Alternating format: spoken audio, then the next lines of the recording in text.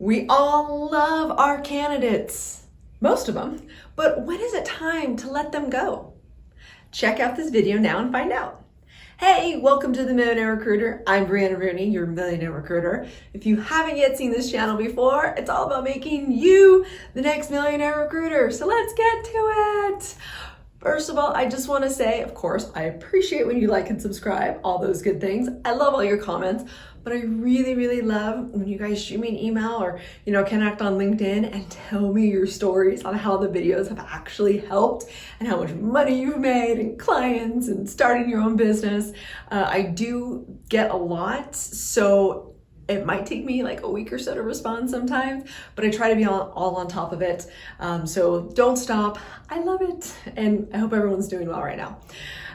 So this video is about just, our love for candidates, but also about the realization that we can't help everyone.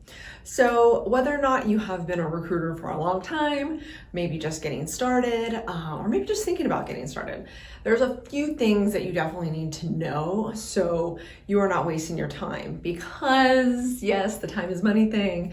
It's super true. And honestly, there are so many candidates that you are going to help and that do reach out to you and you reach out to them, all of those things. And there is literally not enough time in the day to help everybody. Now, I do suggest getting back to everybody because I think that's really important with the, sorry, you're not a great fit.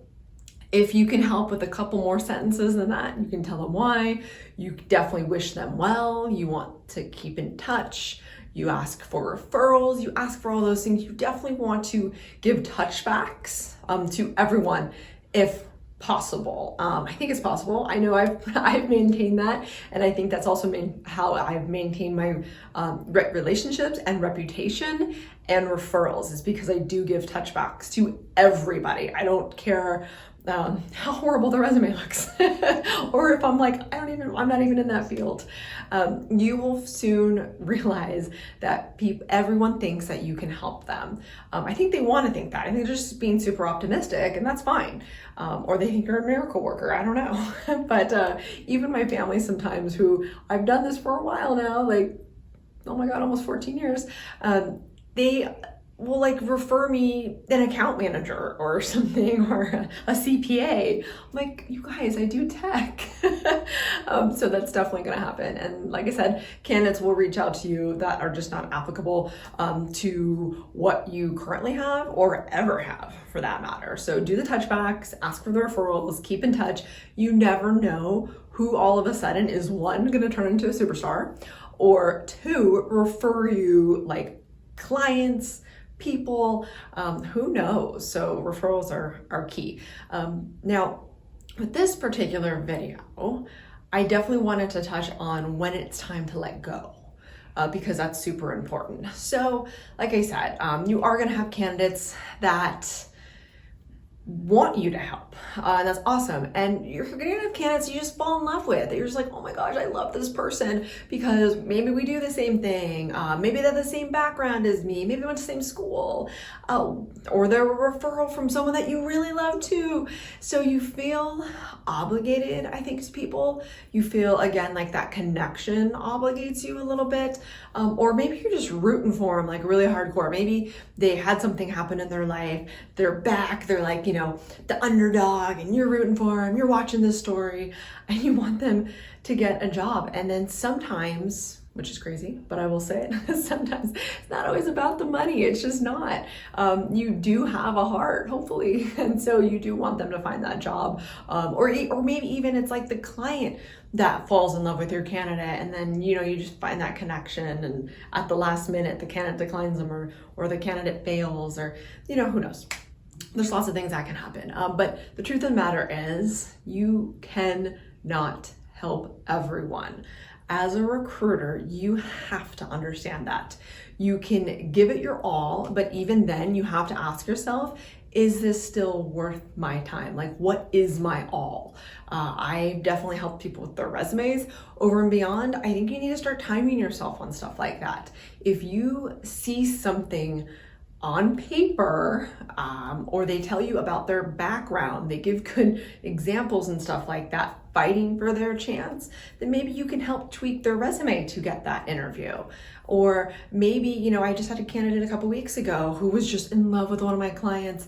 The client had a really great backdoor reference on them, and for some reason, this person just kept failing their coding challenge, and it was by like a little, and so they were like, gosh, I don't know, you know, so I asked the candidate, hey, so-and-so, do you want to try again? It's very rare that clients do let them do that, but like I said, there was this like mutual like connection, so I reconnected them. However, he still failed. So can I do anything more than that? No, I mean, I did everything I can. And to be honest with you, that rarely happens. So that didn't take me long. It was just 2 emails back and forth. So it wasn't very time consuming, but I set up, you know, kind of like a layup just for them to slam down, but it didn't work out. And I don't regret it at all. And I don't think either party regrets it at all, because they did try. And this is something that you can relate again to dating. You go on that first date, it was okay, but you're like, well, I did see something. So you're gonna go on that second date. But then let's say that second date is just okay. Are you gonna really force a third? Maybe if you're super lonely, you know, like think about it like that. If you relate it to that, then you'll know, okay, wait, that third date shouldn't happen, right? So when to let it go, again, you can't force an interview. You can give someone reasons to do it based on the candidate and the client, really, for sure. But this is based on the candidate. So yeah, you can try one last time with the client to push the candidate through. If it doesn't work, it doesn't work. They can't hire them. That's just the bottom line. Not to mention, you're not the one hiring them. So how can you make that decision? Like, you can give them a reason behind it, because you don't just want to say, are you sure you don't want to give them a second chance? You give them the reason, you push. If they say no, they say no. And you reiterate to the candidate, and you sympathize with them, but you don't stay on the line, on the phone, or go back through email, like, you know, taking 20 more minutes of your time to explain and to hear their side of the story. Because at the bottom line, if you did that with every single candidate, how much time would you have left in the day to do your biz dev, to help your clients, to source, to negotiate salaries of candidates that really need your help? So think of it like this. You need to cut off with certain candidates because it's not your job to pass interviews, and you have other candidates you need to help as they get through the different stages of interviews. That's what you're responsible for. You cannot predict how well someone can do. So what you say to candidates that you really just love, or you do see potential in, just maybe you don't have something for, you can always send them new stuff. Always keep in touch and say, look, I'm sorry this time didn't work out. Good luck with your job search. Keep me posted on where you go. And I'll send you new things as they come up. That's all. Again, you can't keep the door, you don't want to close the door, but you can't totally keep it open, because also that's not good for either of you. I'm going to relate it to dating again because I can't help myself. Think of it like this. We're talking about going on that third date. You already know in your heart that your heart's not in it. You're not that interested. So by going on that third date, what does that tell the person on the other side? That you're interested, yet you're not. That's not nice. Think of it like that. That's just not nice. So let's reiterate it one more time on how far is too far with the candidate, when to cut it off. You give the candidate the one extra chance, one extra fight, in my opinion. You're giving the candidate the feedback to help them in the future. You're making sure that you have either told them, sorry, it didn't work out, I'll keep you in mind, you ask for referrals, and then you do give your advice. 1 or 2 sentences does not take a long time to do, and that is paying it forward. Just remember, it is not your responsibility to pass interviews for them. You can't do it all, but you can do something that helps, and know that in your heart.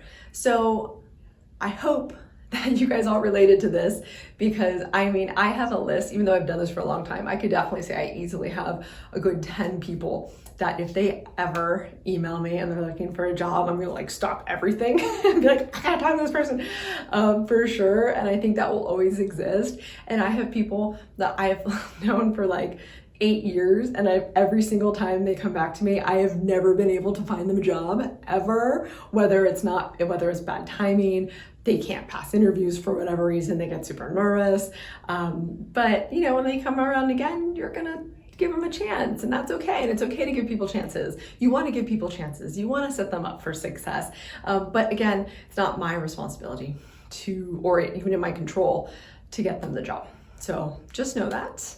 And I hope you love the video. So like, subscribe. I'd love to hear, you know, candidate stories on when you just connected, or hey, did you actually find success when you pushed the envelope? Oh, I hope so. I definitely have, for sure.